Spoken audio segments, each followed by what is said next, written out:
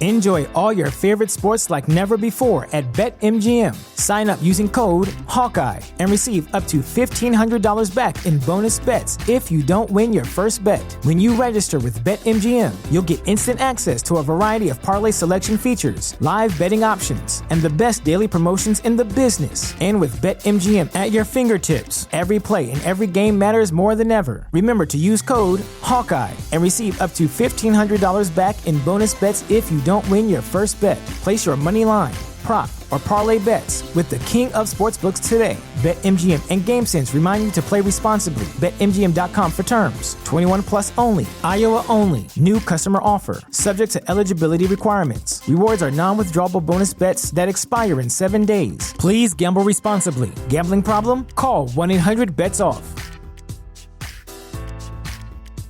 At Parker, our purpose is simple. We want to make the world a better place. By working more efficiently, by using more sustainable practices, by developing better technologies, we keep moving forward. With each new idea, innovation, and partnership, we're one step closer to fulfilling our purpose every single day. To find out more, visit parker.com/purpose. Parker, engineering your success. Hashtag no music, no intro. This pod is specifically for Ryan and I to talk about the upcoming game between the Saints and the Falcons. Big game. But maybe even bigger. I mean, not bigger if you're a fan of this podcast, but at least bigger in the grand scheme of things in terms of entertainment. We had to get our girl back on, Anusha Sakui of the LA Times, that like this monstrous news of Warner Brothers, basically their entire theatrical slate for 2021, them just saying, fuck it, we're just gonna put everything on HBO Max. Like the shockwaves and aftershocks of it, you know, kind of keeping on with the whole California theme. See what I did there? It's still rippling throughout California. So but before we get into that, first of all, thank you for joining us again. We're gonna make you just become like a correspondent on the show at some point. Like, but no, thank you for and I know you're working still, so thank you for carving out some time to talk to us. So before we go into that, what are your thoughts on the Saints Falcon game on Sunday? Well, me. I can't wait. Is it an upcoming game or is it a game that went like that? This is the preview pod, so it's an upcoming game on Sunday. Well, I'm going to carve out time for it at least. I'm sure it's going to be epic. Potentially a game changer. Not as big news as The Matrix 4. Coming to your living room. Not all that. Don't get started. Don't get Ryan started on that. He could. Don't get me started now. He's a huge Matrix head. Can we just have a little segue? Can we talk about your yams? Oh wow, yeah. Well, my first Thanksgiving in America. I have some family here, and someone brought yams with the marshmallow topping, and I was like very judgmental. I didn't think that would work. It was a revelation, and I thought, oh, this year, I was cooking Thanksgiving for myself, and I thought, oh, let's throw some marshmallows on those mashed yams, and it did not work. Let's just say that it did not work. It actually cooked in one crispy slice, which I just eventually removed. Yeah, that was not good. So, look, don't judge me. I'm open about my failings. Oh, no. This is a no judgment zone, but we will roast you. Yeah. From time to time. I didn't know that you did enlighten me into other things that I should have done instead of just straight out putting marshmallows on. Yams and just throwing it in the oven.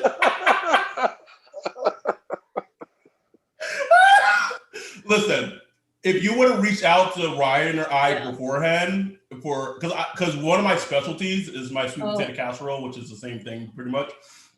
Like, I would have given you a whole breakdown, but like you had already posted it to Twitter and you were raving about it. This is my big American moment. It was like you use that as your evidence to submit to get your citizenship. No, I don't need a quiz. This is just evidence that I have been indoctrinated. I am now American. This should be enough, surely. Well, I love the fact that you were just very, like, you tweeted a couple of days ago, like, I'm not good at cooking. Like, you know what? I'm done. I'm not good. I've been trying a lot this pandemic. I've been, cooking a lot. Also, I think when you work in an office and then you're working from home, you sort of start to realize I knew already how much I was spending on, getting a coffee or getting lunch. And I really, we were furloughed for part of the summer at the LA Times. So, looking to ways to save money. So I've been trying to cook a lot more at home. And I really just come to the conclusion, especially with that marshmallow moment, that and maybe I'm just not good at it,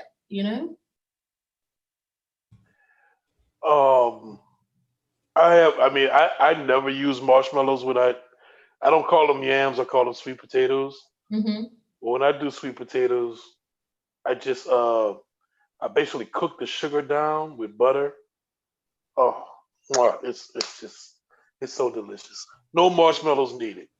Yeah. None needed. You cook the sugar down with with butter. I add a little brown sugar. Brown sugar and cinnamon. Yes. A little nutmeg. Little kick. Man. This is a helping zone, Anusha. So if you need anything, we got you.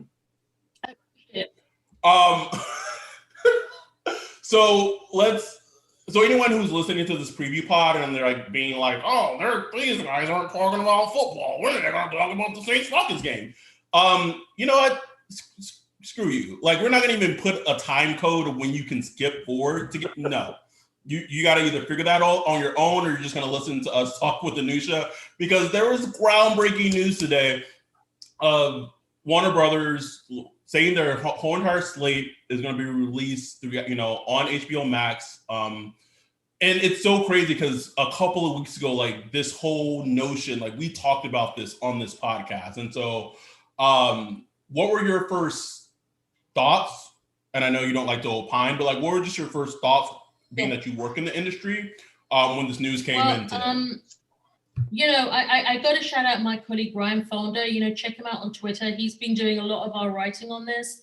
But it is something that, has been in the works potentially for years. Studios have been, like Warner Brothers, but studios have been trying to bring big movies into the home, sometimes for a fee, but to, do it in a short period of time from their release, not to have to wait, several months before they can bring it so that you can watch it at home.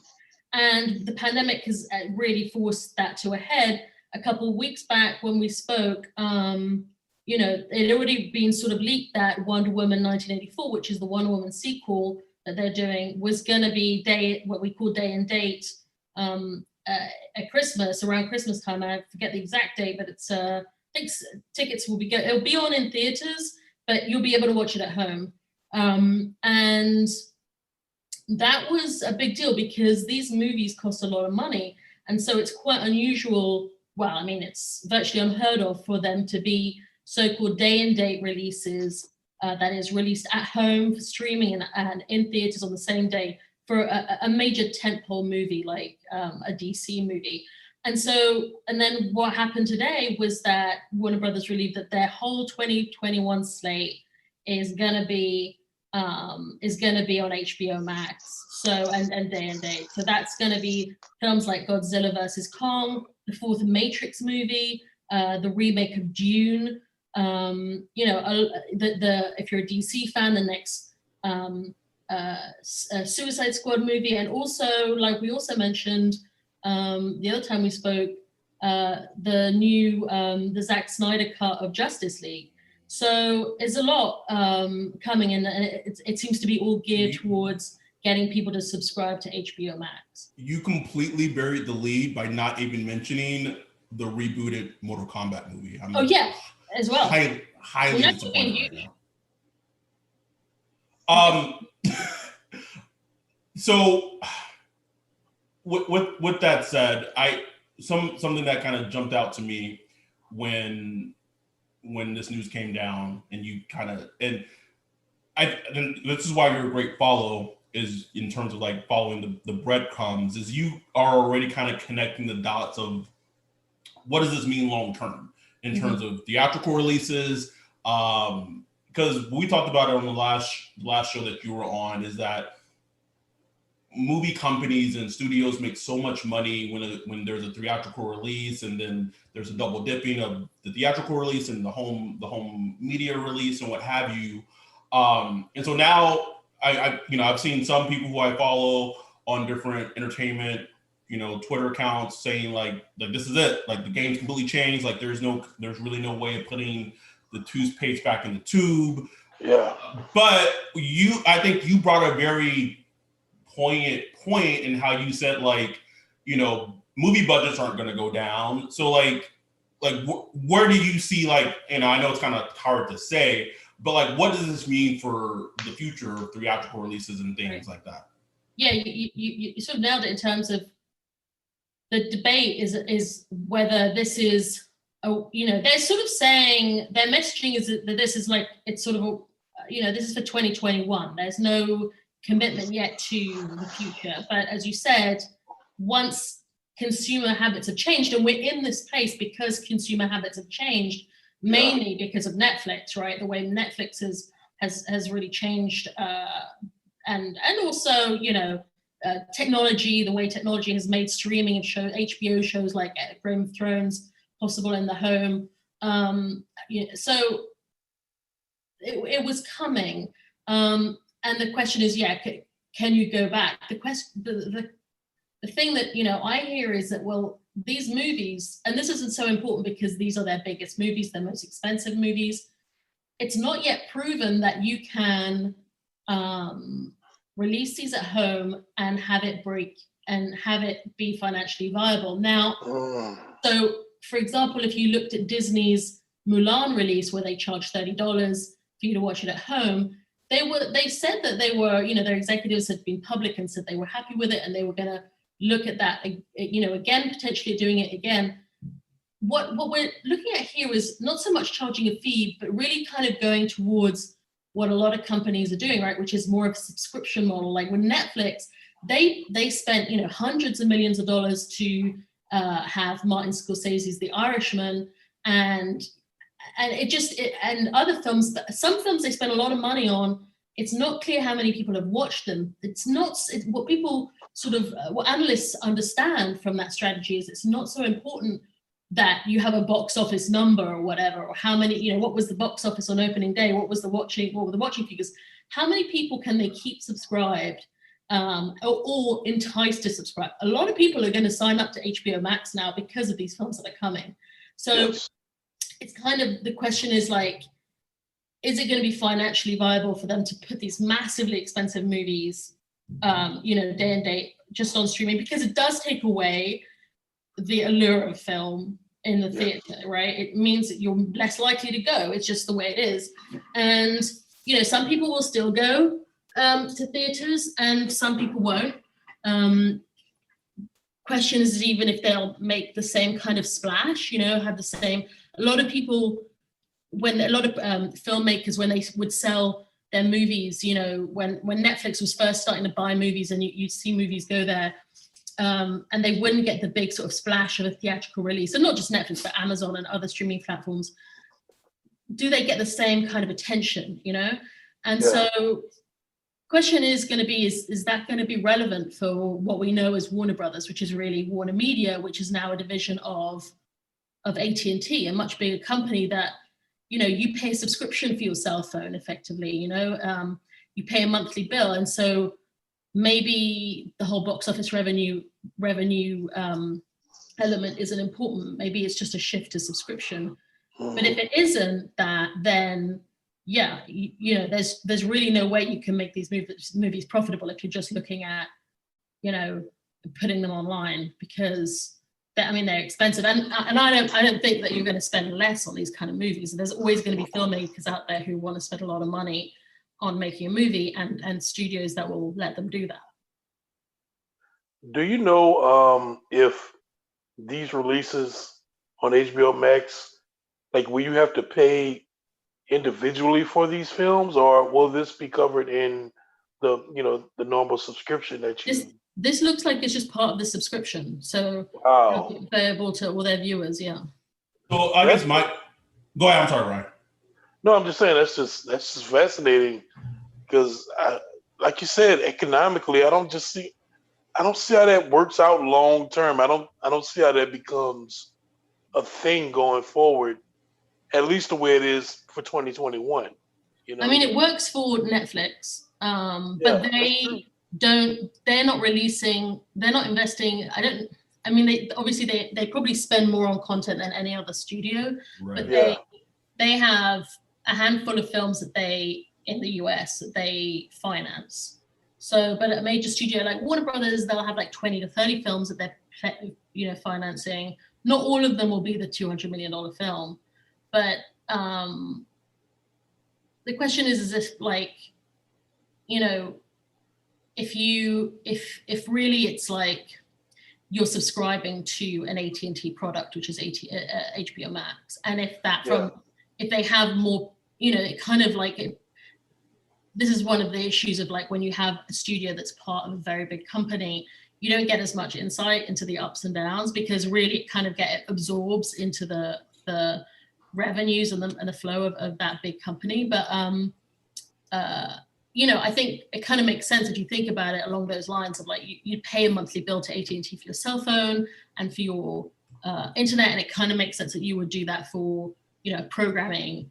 And so if they're just thinking about it in the numbers of subscribers, the numbers of people that they can maybe like tie into their cell phone, a bit like maybe Apple is doing, they sort of shifted to this kind of services concept, having subscriptions for even just having the iPhone, where you can be part of their iPhone program.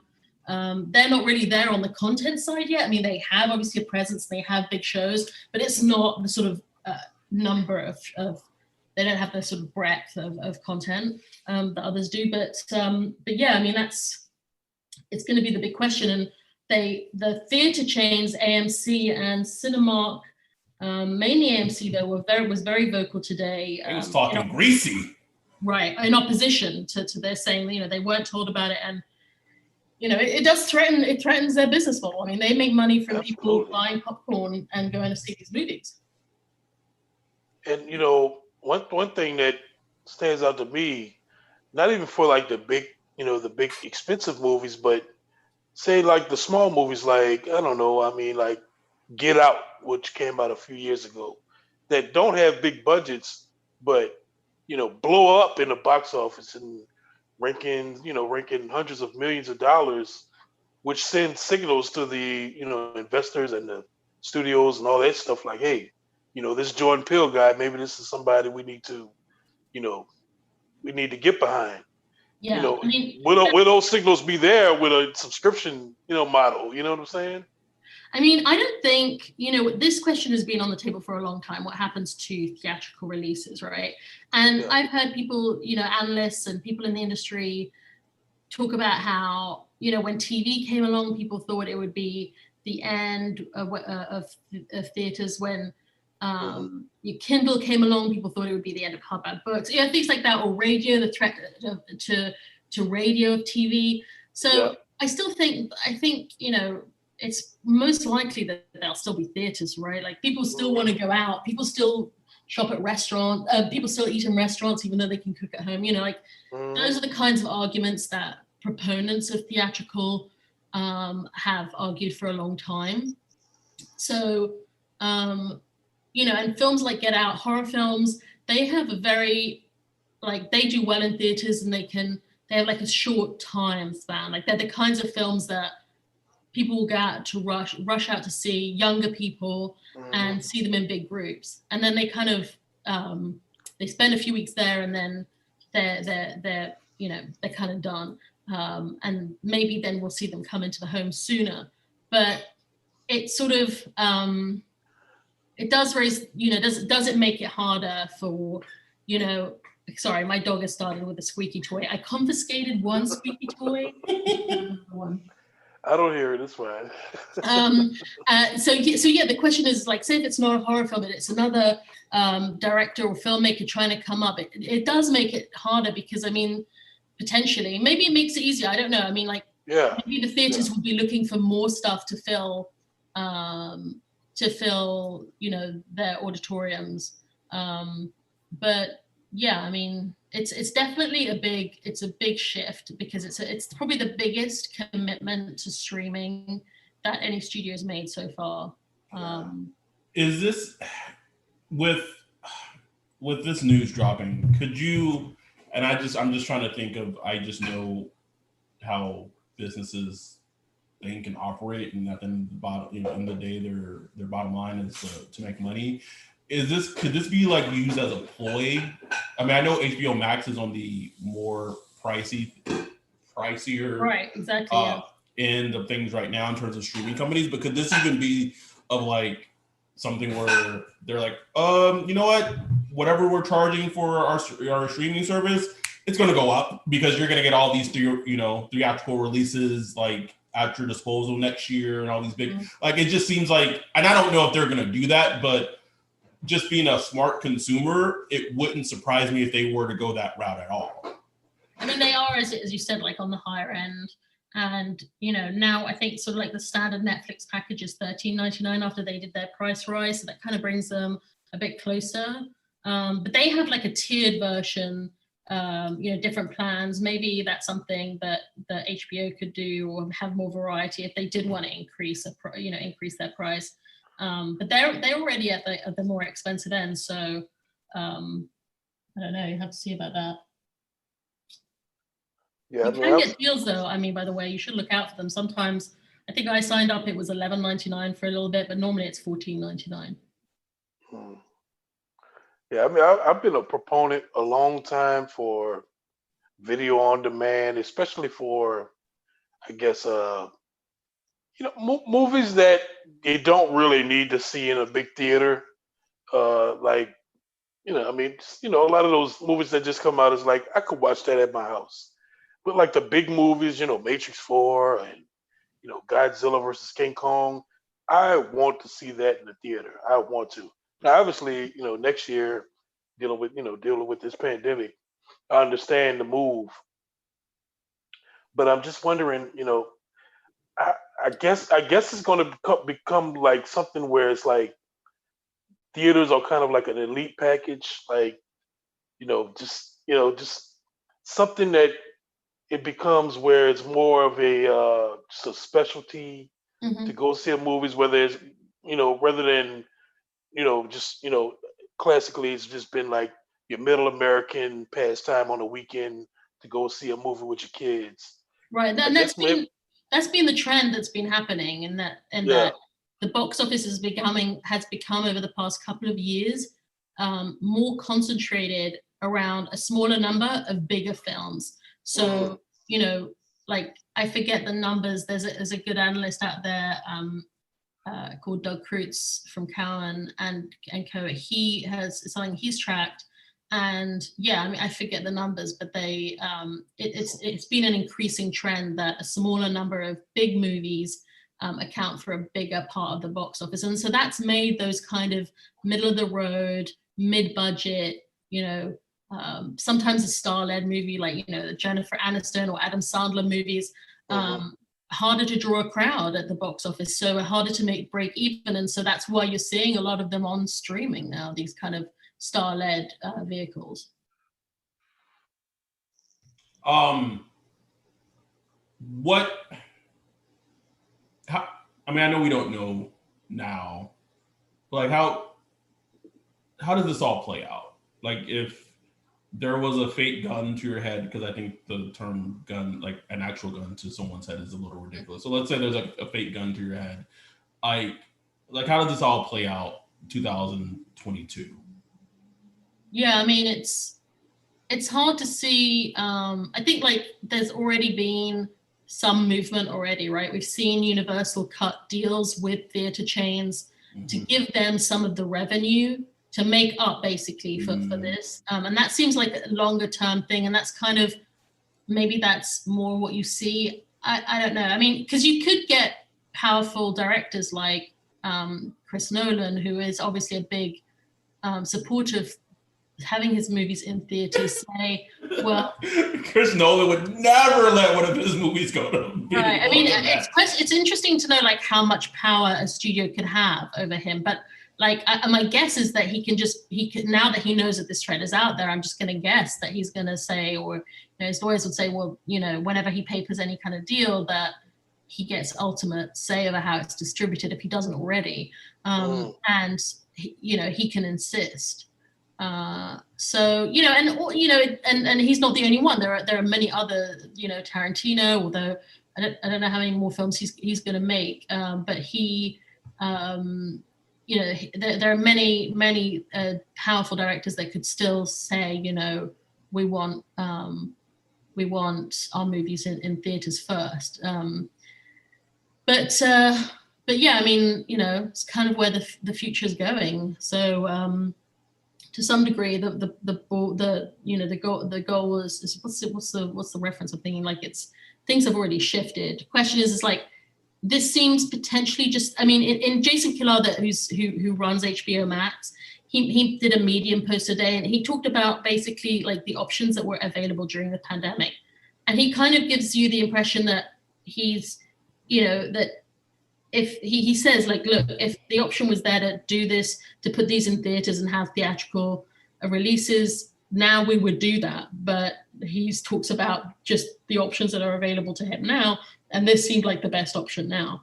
So that it doesn't seem to suggest that he's opposed to, that it doesn't seem from that comment that this is like a permanent shift for them.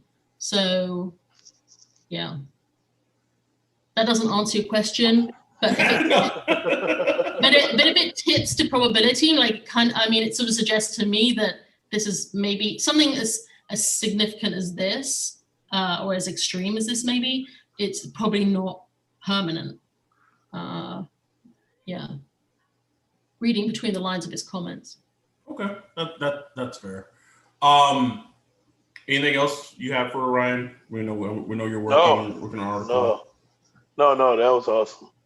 I appreciate you having me on and your interest, and keep following me and my colleague Ryan Fonda at the LA Times and all the latest on this. So there's going to be a lot more because people are wondering how actor deals are affected by this.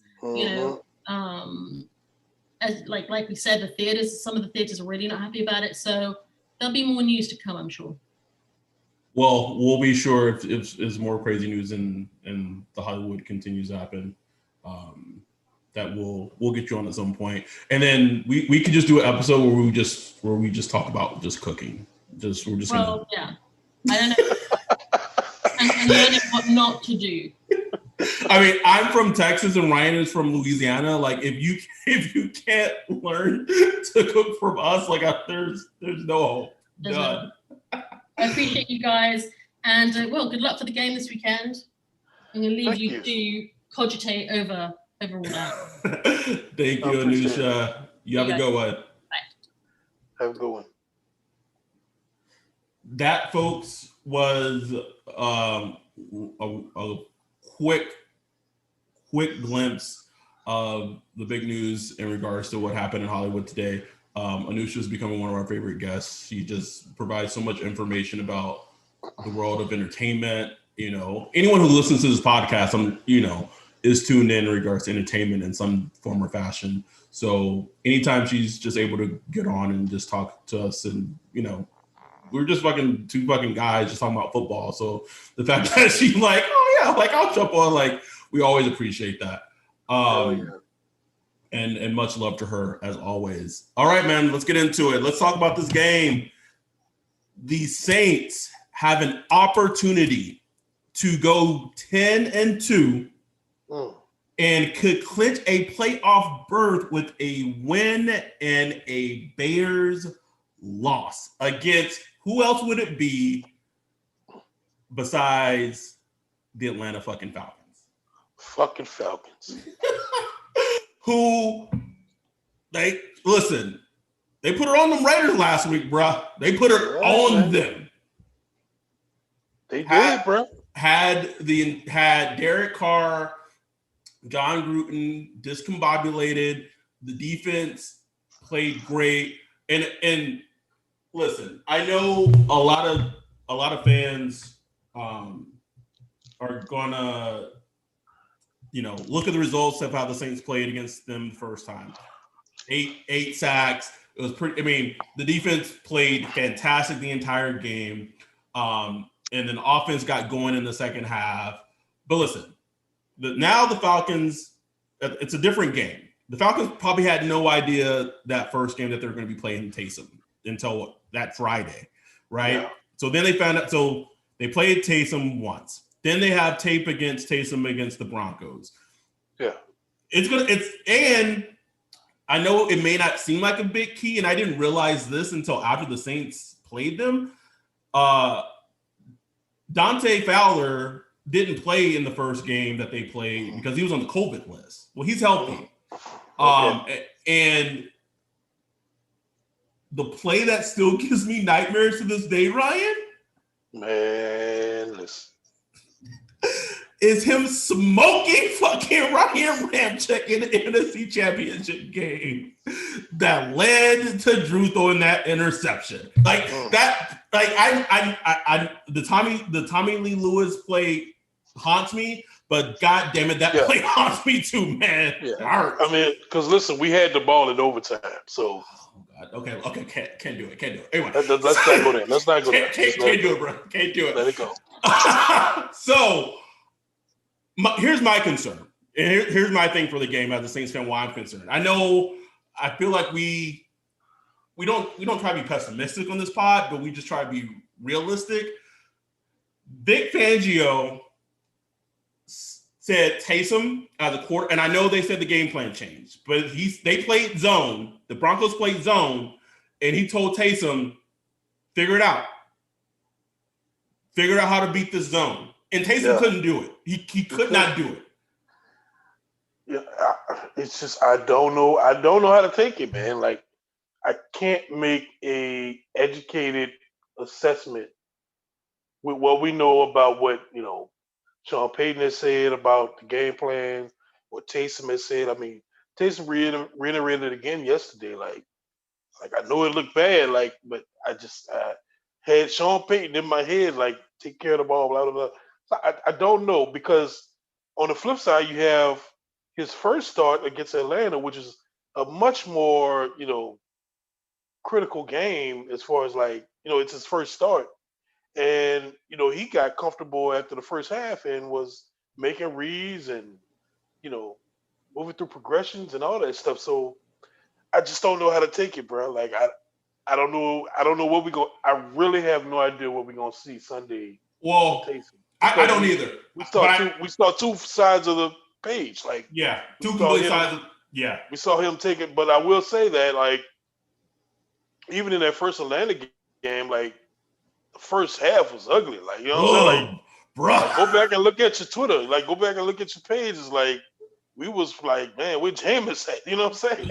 I mean, I remember our text messages between each other in the first half. In the first half, it was man, this ain't looking good. You know what I'm saying? Then you got, the bad snaps versus the Broncos. So you could at this point with the information we have, you could say it's been a mixed bag at least. It's been a mixed bag. He's played. Okay, let's be honest. He's played one good half, and he's had 2 good quarters and 6 bad quarters. Let's just be real, right? Right.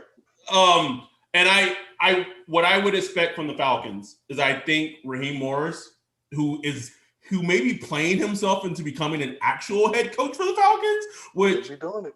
I know. Listen, Raheem has gotten the best of Sean quite often when he was at West Coast. A couple times. Yeah. The Super Bowl season. Yeah. So I expect the Falcons to play more zone. I think he's going to try to do similar things to what the Broncos did and make Taysom, read a defense, find holes in the zone, and make smart throws.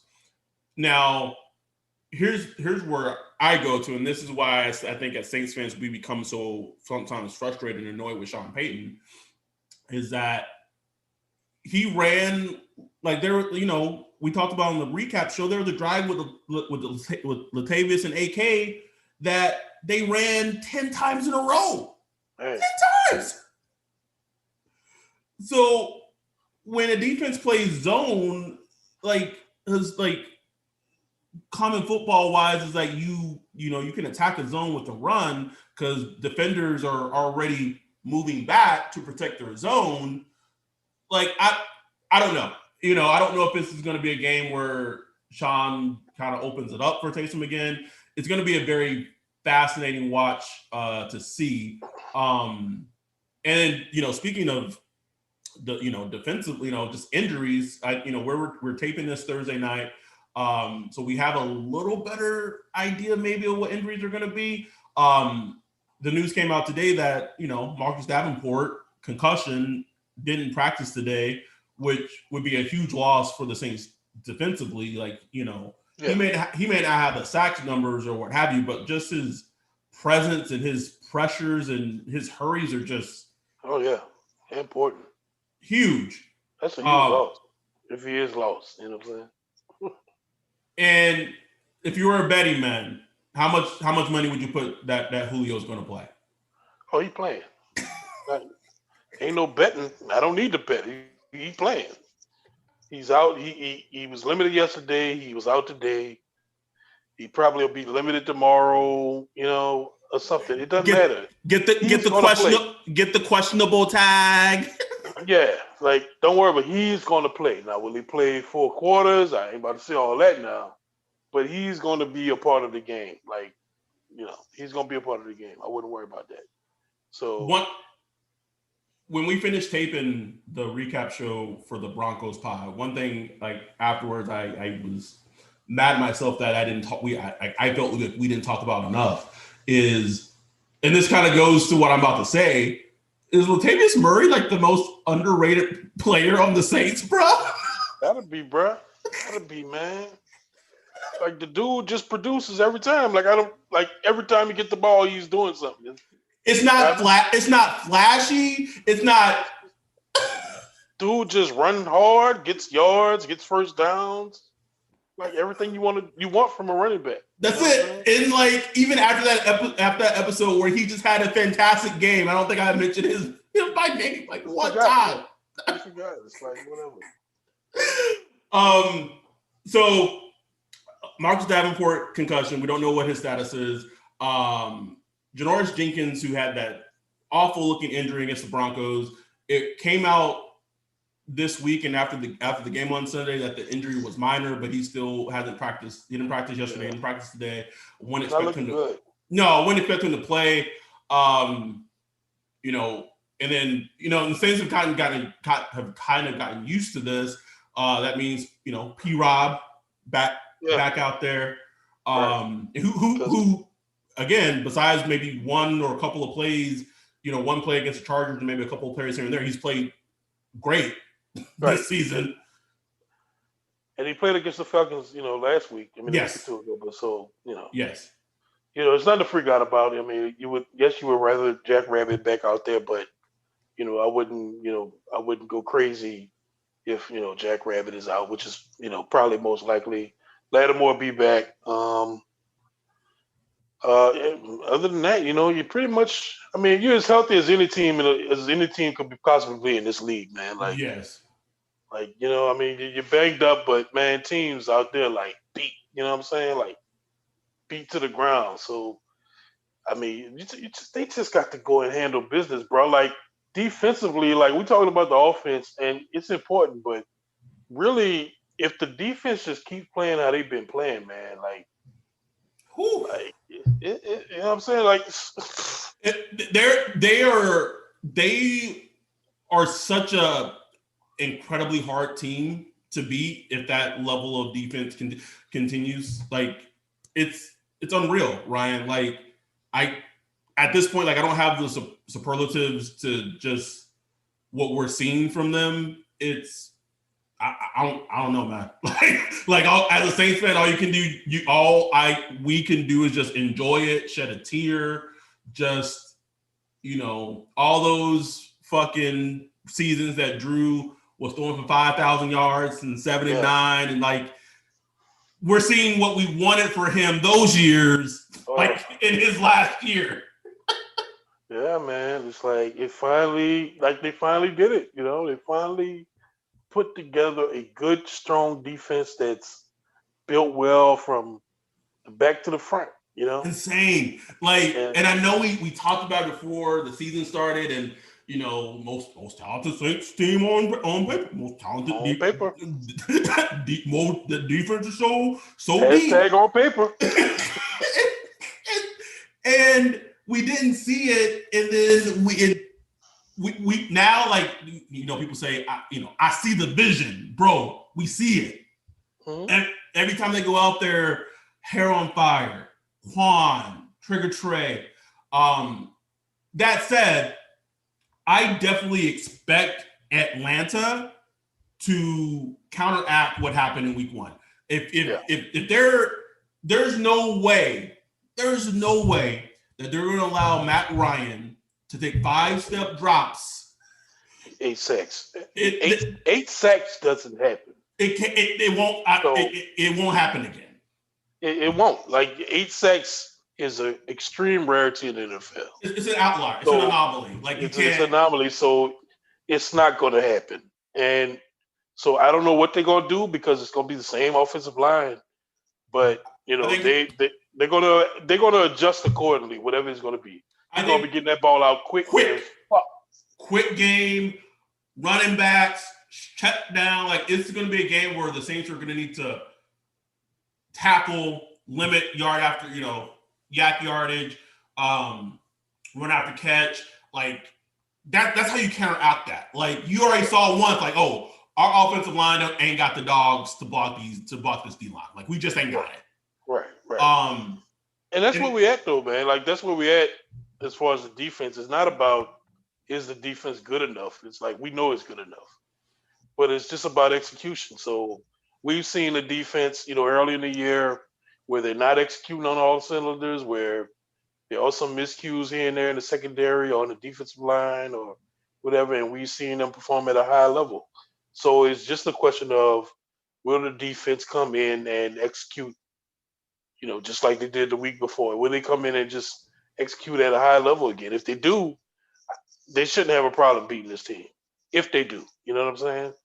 If they don't, then then it's Matt Ryan, with 1,000-cut offense, marching down the field, young Ho hitting his kicks, you know what I'm saying, and just keeping us, and then defensively what they're doing to us offensively, we'll see because we just don't know what we're going to see from the offense. We don't. I mean, Alvin Kamara, he's had pretty much his worst 2 weeks in a row. Not bad weeks, but he's not been a part of the passing game as he's normally been with Taysom. I don't know if that's just like it's just happens, or if that's just something they're going to plan on. Because I know in the first game against Atlanta like made it a 100% purpose to take AK out the game plan.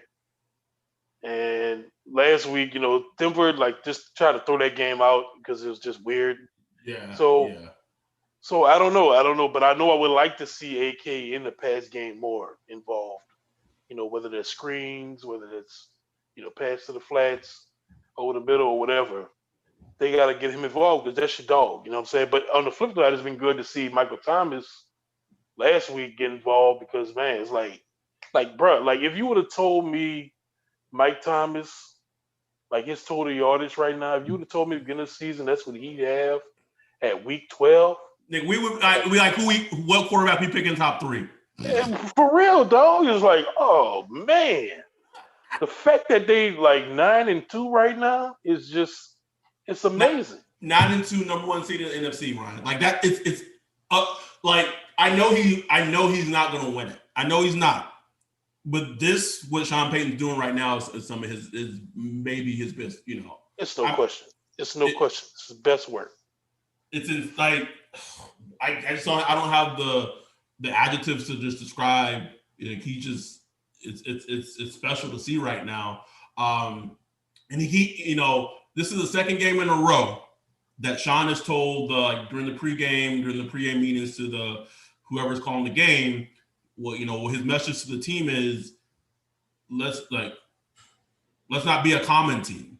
So a common team is going to drop a game to the Falcons. Because that's the trap game. That's the game. Like that's what the Raiders did. Exactly. They are a common team. They dropped the game to the Falcons, a team that they were supposed to beat. So Sean Payton's just hitting this note over and over again. Let's be fucking uncommon. And players buying in, bro. Like you listen to, you go listen to DeMario Davis on that Huddle and Flow podcast. You listen to players talk on the interviews, man. They are like checked in to the. They zoned in, bro. Like they are zoned in.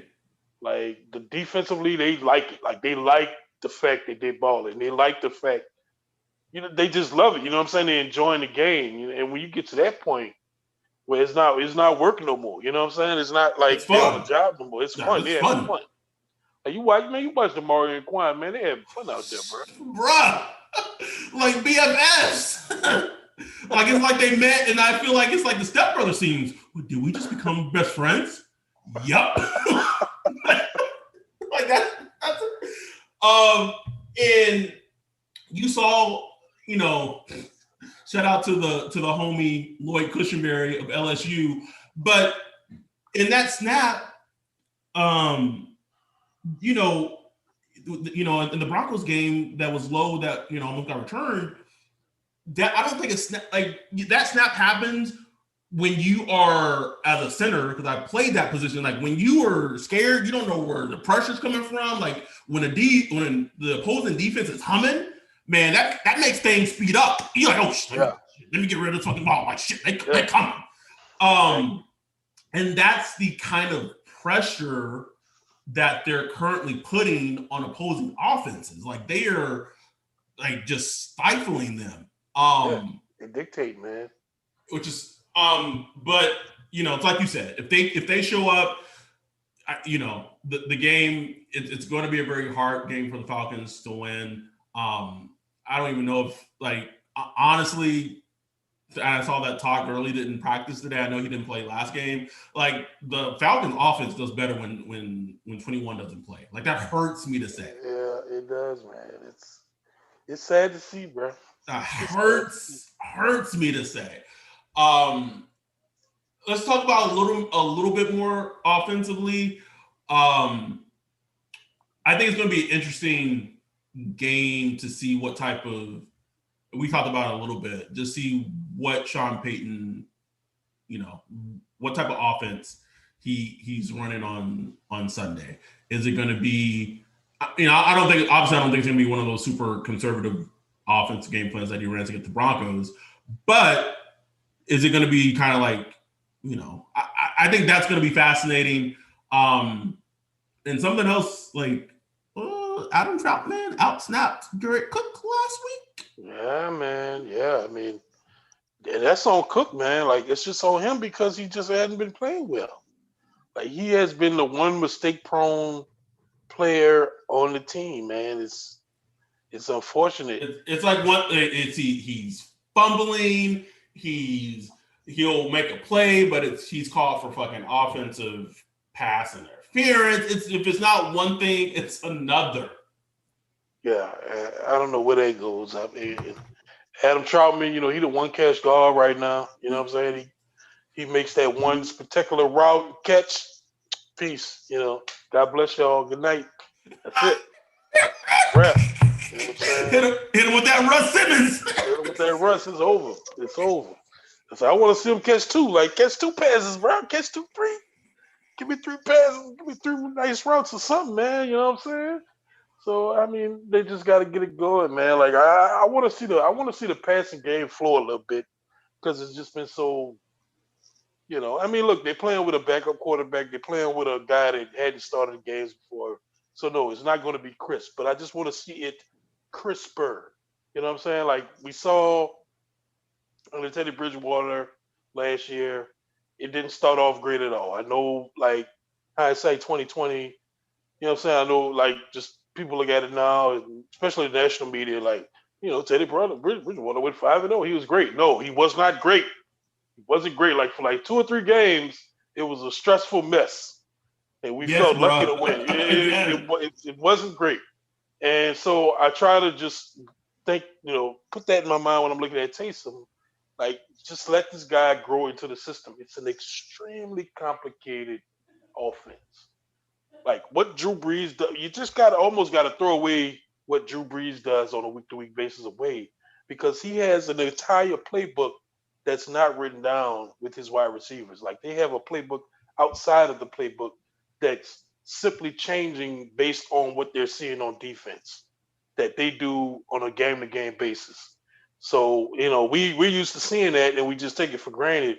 But that's extreme. That takes years to build, what they built. You know what I'm saying? So when somebody new comes in, it's just not going to look like Drew Brees' normal offense because it's not Drew Brees. You know what I'm saying? It's just not. So it's going to look different.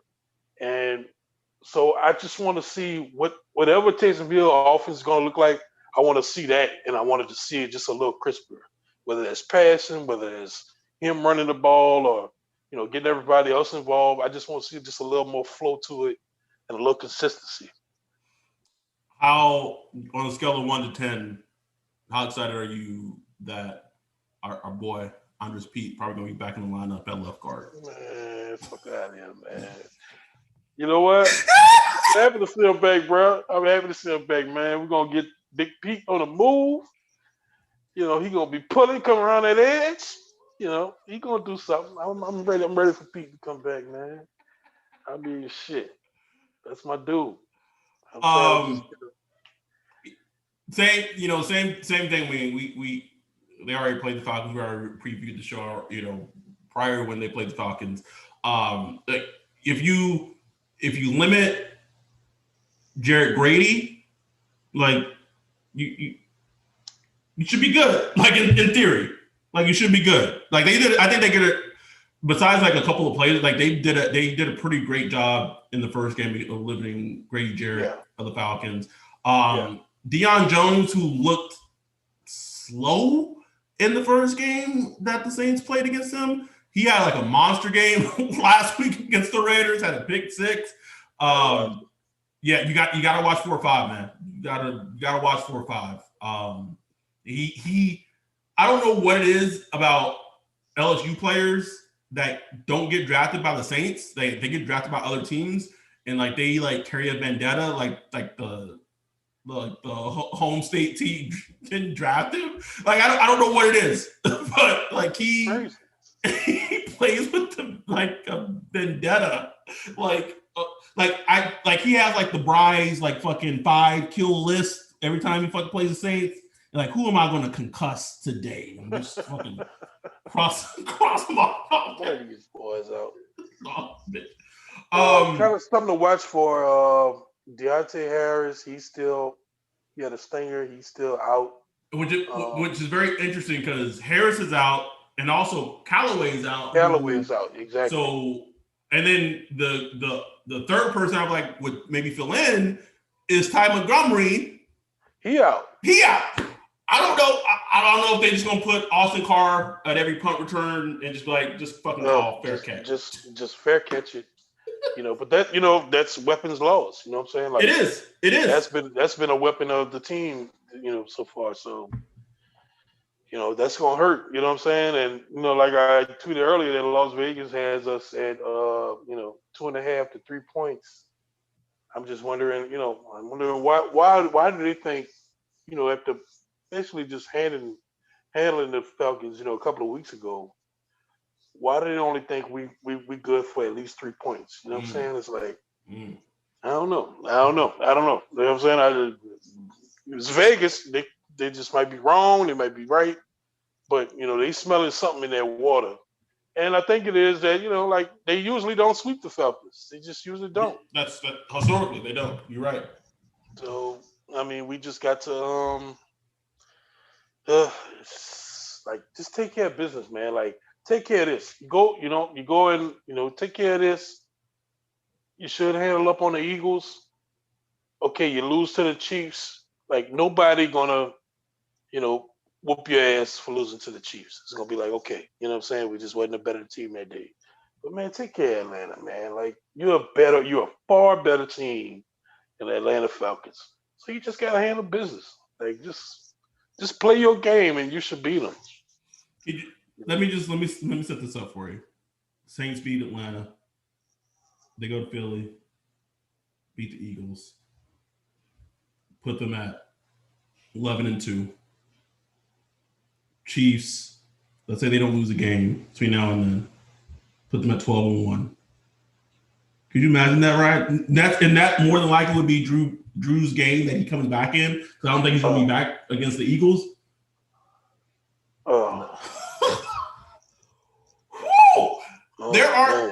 There are not many regular season games that give me like that feeling. But there's been like within this last 3 years, there's been a couple.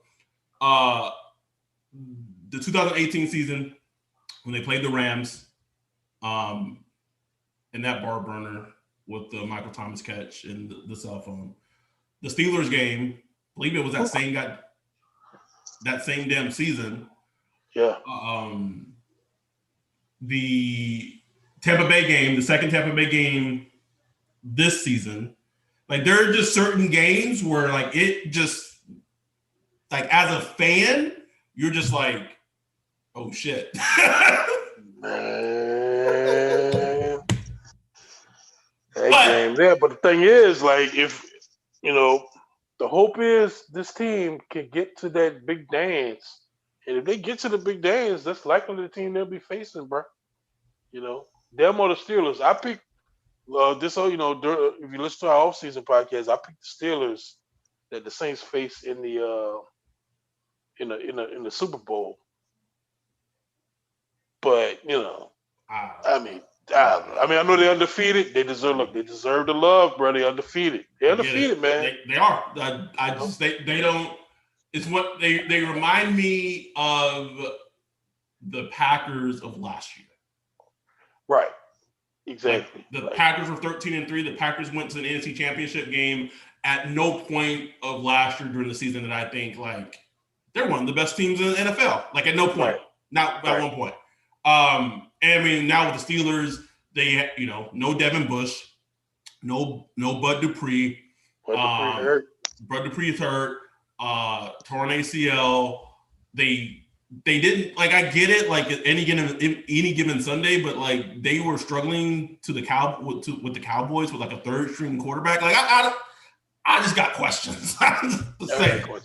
Got questions. But even though the Chiefs' defense at the most is average, man, I've said this since he was drafted. I do not bet against number 15. I just don't. I don't know, man. I've seen it too much. I've seen it too much, man. Bro, what he did against, was it the Raiders? Like in a minute and 20? It's ridiculous. It's ridiculous. I mean, Tampa Bay, against Tampa Bay, man, he's like 75 yards. I can't, bro. I can't. But if that's so, I'll say this, and I know people have been asked. I don't know if we could ever do like a live podcast of us watching the game, just because like I think the streams or whatever that we use, like the timing's always off, and it would look very jinky. But if the Saints and the Chiefs meet in 2 weeks, and if their records or if they beat these next two games, Atlanta, Philly, like Ryan and I will figure out a way to at least probably hopefully do like a video fucking podcast. Like, yeah, that's those don't happen. Like games like that don't happen. I mean, even if they don't, even the Saints go 1-1 or whatever, like that's a huge game. That's a huge game, bro. And it's football porn, right? Like, I want to, like, to me, like, that's the test. Like, we know our defense is good. We know our defense is good. They've proven it. Are they that good? Can you go stop them boys, though? Can you stop them? I mean, you got a child abuser. Oh, God. Him. What you do with that? You know what I'm saying? Like, I think, all right, so I know. I'm just getting excited even thinking. So this is what I think you do, right? I think if Jack Rabbit's healthy, you put Jack Rabbit on him, you have constant safety coverage. You're always doubling him. And then, so that leaves Marshawn against their wide receiver 2. So that's either Demarcus Robinson or McCole Hardman. And then with 87, you got to mix it up. Combination of, with me, I would just say you go with 2-2, and maybe you throw in Quan here and there. You got to get physical with him. Oh yeah, you got it. Yeah, and then here's the thing, and I tweeted about this. The Chiefs' offensive line isn't great, especially this season, because with some of the opt-outs that they had. Right.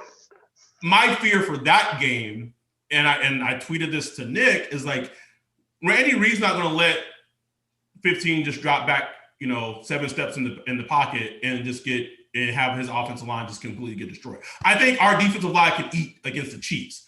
Absolutely.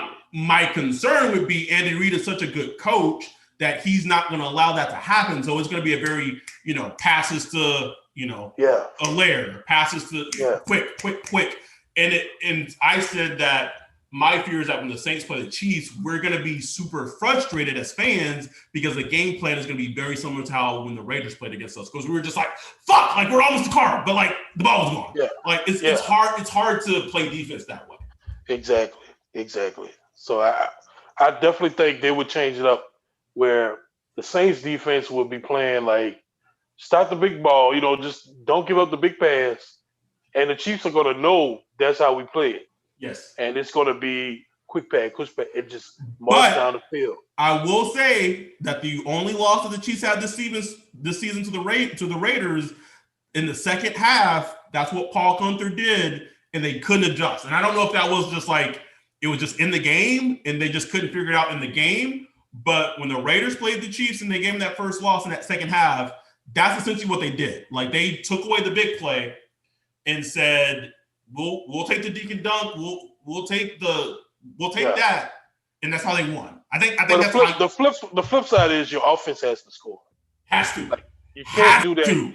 You can't play that game and your offense not scoring points. Can't do it. Like, if the Chiefs' offense at times go into ruts where they go 3 and out 2 or 3 times a game, if your offense is not scoring touchdowns in those 2 or 3 drives where they go 3 and out, you're done. You're done. All right, bro. But this is supposed to be a damn Falcons preview, bro. Broke down that. Just to skip the Eagles, like, fuck them. Like, worried about Carson Wentz, nigga? Fuck out of here. Shit. But yeah, it's good. I know as Saints fans, I know everyone's expecting to go in Sunday, expecting to get the dub. It's gonna be an easy game. I don't think it's gonna be the Falcons aren't gonna roll over. It's not gonna be an easy game. It's gonna be an earned victory. If the defense shows up, like you said, Ryan, I think it's gonna be a very easier victory. And it just depends on which number 7 shows up, man. Like, it's such a huge thing. I'm so interested to see. I don't know. We're gonna see. Such a huge thing. All right, we've had an extra long podcast. We talked about Hollywood. We talked about freaking Falcons game. We even talked about the Chiefs game a little bit. Everything that you guys can handle in this episode. I believe the payment probably soon should be going out. So we should be getting, hopefully, I know Nola Hat Plug is going to start working on a mask. So we should be getting them hopefully relatively pretty soon. As soon as we get them, they're going to start going out. Obviously, the holidays are coming up and stuff like that. So bear with us. But hopefully we will start getting the mask out for everyone this month. Yep, it's going out. Follow us on IG at Saints Twitter Podcast. Just Saints Twitter pod. Saints Twitter Pod. Okay. Yeah. Same for Twitter, Saints Twitter Pod. Patreon. Just look up hashtag Saints Twitter Podcast. Just contribute what you can. We appreciate it, and some goodies coming to you. So check us out. I mean, we out here, man. We trying. We keep doing what we gotta do. But with that, we're gonna get out of here. Enjoy the game on Sunday. Hopefully, by the time we record this Sunday night, the Saints will be 10-2. Depending on the Bears lose, they could maybe already have a playoff berth clinch, which is fucking crazy. But regardless of what happens on Sunday, we'll be back. We'll recap it. With that, we're out. Peace.